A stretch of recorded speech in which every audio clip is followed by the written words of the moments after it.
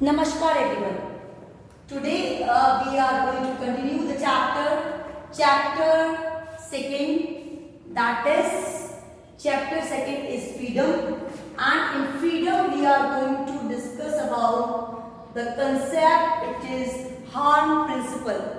What is Hahn principle? We are going to see in that. Before this we have seen the meaning of freedom and how freedom is important for us. And we came to know about the real meaning of freedom. It is absence of constraints. Along with that, the person should have the chances, opportunities to groom himself. अपने आप को groom करने का chance उसे मिलना चाहिए. That is freedom. So let's see. Let's start the topic by the John Stuart Mill. John Stuart Mill has given a theory regarding Hahn principle. He has been a great thinker and a philosopher of political science, and he wrote a book. The name of the book is On Liberty. On Liberty, he has written a book, and that is focusing totally on the freedom, on what extent we need to keep the freedom, or how it is important. So here we need to see that to prevent harm to others, powers can be rightfully exercised over any member of civilized community. दूसरों को harm नहीं हो. Suppose whatever I am doing, my action is like that, which is going to be the cause for the harm for others. So I need to stop myself. What I do the things rationally. I do the things according to the norm. I do things according to the welfare of society. तो हम अगर कुछ ऐसा करते हैं जिससे किसी और को नुकसान है, सो उसके लिए, उसको रोकने के लिए सोसाइटी के पास, कंट्री के पास कुछ क्लॉज होने चाहिए जिससे कि हम उस पर्सन को वो हार्म करने से रोक पाए. So this was the main theme of his theory. Then again Stuart Mill has told about the two types of harms. Two types of harms की अगर हम बात करते हैं, let's see. First one, self-regarding. What is self-regarding? अगर if I am doing something and which is going to be caused to harm me only, मेरे कुछ करने से मुझे ही नुकसान है, that is coming in self-regarding harm. Consequences on individual पे ही उसका consequence पड़ेगा. Whatever I am eating, whatever I am drinking, जो भी मैं खा रही हूँ, पी रही हूँ, उसका असर मुझ पर ही होगा, उससे किसी और को हार्म नहीं है. तो ऐसी कोई चीजें, ऐसी कोई बातें जिससे सेल्फ रिगार्डिंग हार्म हो, कॉन्सिक्वेंसेस जो उसके परिणाम हो वो खुद पर ही आए, इंडिविजुअल पर ही आए, that is the first stop. और अगर हम इसको सेकेंड स्टॉप में देखते हैं, दैट इज अदर्स रिगार्डिंग, जिसके हमारे किसी भी एक्ट का, हमारे किसी भी स्टेप का असर जो है वो किसी और पे पड़ रहा है, that is others regarding, because consequences are on others, दूसरों पे पड़ रहा है.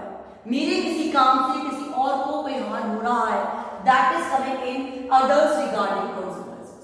सो one thing we just came to know in harm principle, दो तरह के हार्म होंगे, या तो वो सेल्फ रिगार्डिंग होंगे या वो अदर्स रिगार्डिंग होंगे. The harms which are self regarding, the consequences are on us only, और जो जिससे किसी और पे इंपैक्ट पड़ेगा, those are called the other regarding, जिसमें कॉन्सिक्वेंसेस जो होंगे वो दूसरों पे होंगे, अदर पे, not on us, others.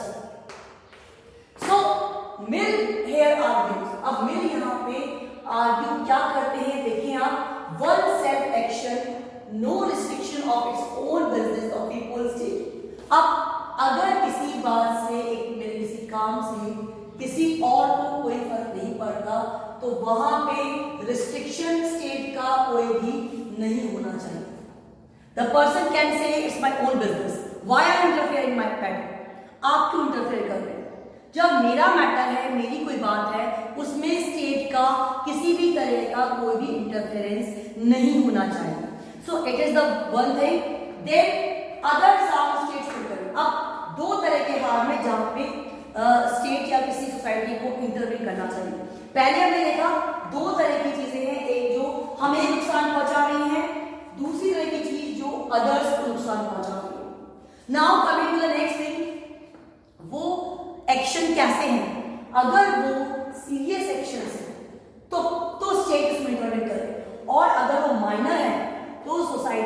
Disapproval से उनका विरोध किया जाए। Let's see others harm that state should intervene. Now see for minor cause, for serious cause. So for minor cause क्या है? minor cause में now society का disapproval ही उसके लिए काफी होगा। If suppose someone is playing a loud music, तो apartment में रहने वाले जो बाकी लोग they cannot sleep, they cannot listen the music of their own choice, or they might be disturbing them in their work. So at the time the society should raise the issue, they should tell the person to down the music or to do the things according to the norms, or they should stop greeting to the particular person. The person will realize he has done something wrong. So when the minor cause is there, so society disapproval is sufficient for that.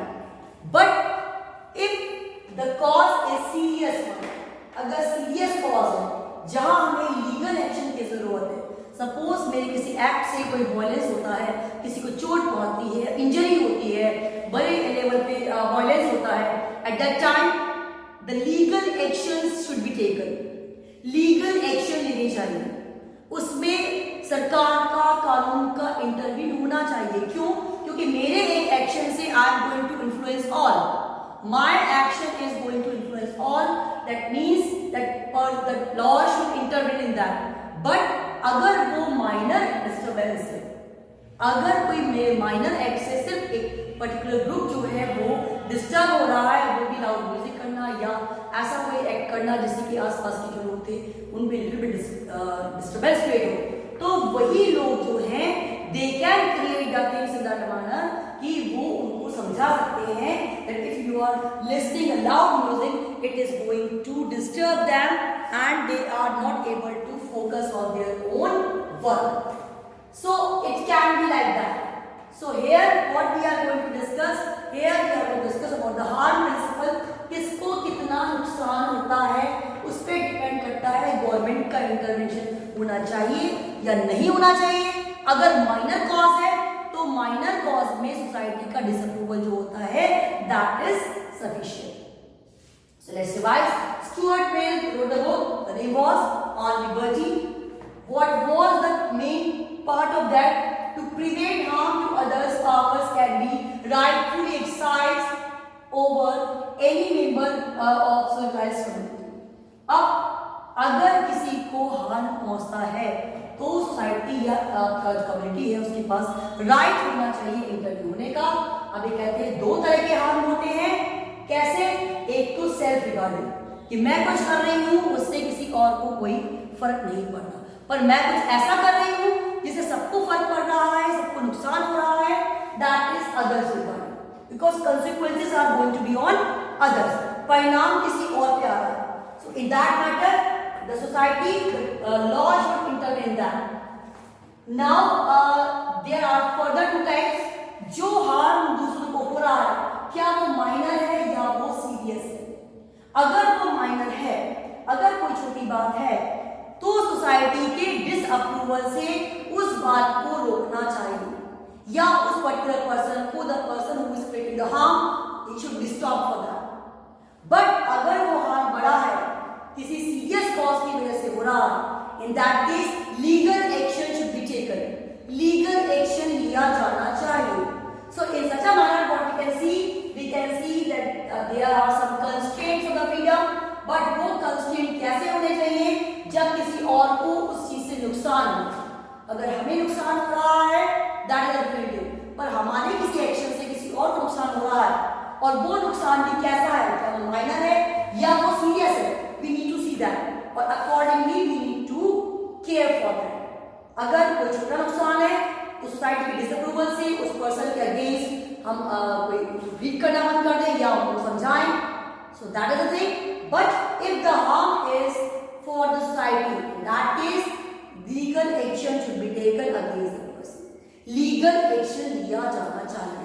तो ये है हमारा harm principal which is telling us about the constraint of और liberty, किस तरह के constraint होते हैं और होने चाहिए।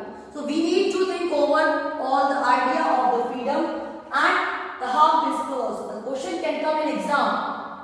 अब इसमें देखिए आप क्वेश्चन कैसे बनते हैं। स्टुअर्ट मिल ने कौन सी बुक लिखी? On liberty. On liberty he has given the ideas about the liberty. So harm principal में क्या किया? कौन सा हार्म उस पे मिल के अकॉर्डिंग, सेल्फ रिगार्डिंग और अदर्स रिगार्डिंग. सेल्फ रिगार्डिंग का कॉन्सिक्वेंस किस पे आएगा? सेल्फ पे आएगा. अदर्स रिगार्डिंग का किस पे आएगा? दूसरों पे आएगा. देन कमिंग टू, मेरे आर्ग्यू करते हैं कौन से होते हैं? माइनर कॉज होता है और जो सीरियस कॉज का इंपैक्ट करता है. दो तरह के. माइनर कॉज में सोसाइटी का डिसअप्रूवल और मेजर कॉज में आपका लीगल एक्शन होना चाहिए. So in such a manner various sort of questions can be created.